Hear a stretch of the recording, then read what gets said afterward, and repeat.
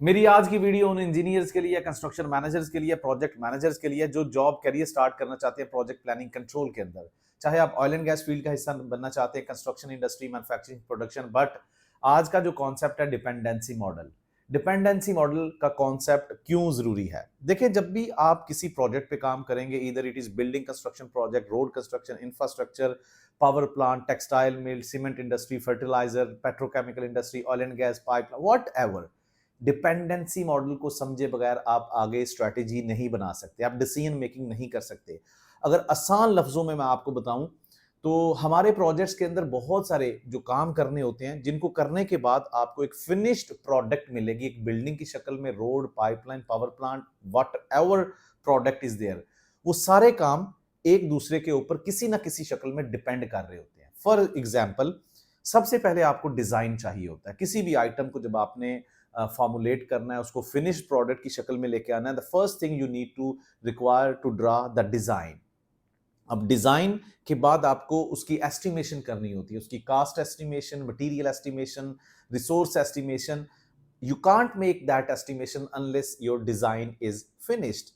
So this estimation is depending on your design, and then after this estimation you are going to make your project, you are going to start your construction phase.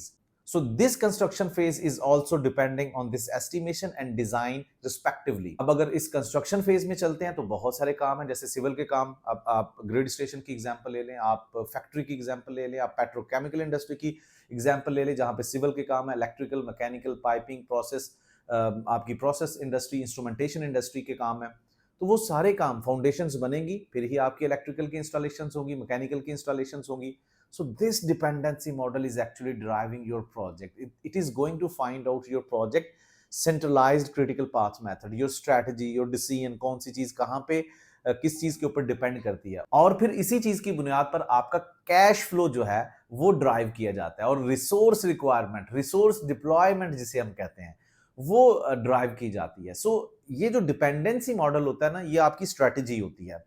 एक technical आपके constraints होते हैं। Let's say आप घर बना रहे हो तो आपकी फाउंडेशन के बाद आपकी दीवारें बनेगी, फिर आपकी छत बनेगी। सो ये टेक्निकल डिपेंडेंसी है, मतलब कि आप ऐसा नहीं कर सकते आप छत पहले बना लें फिर दीवारें बनाएं और फिर आप, इट्स नॉट लाइक पॉसिबल।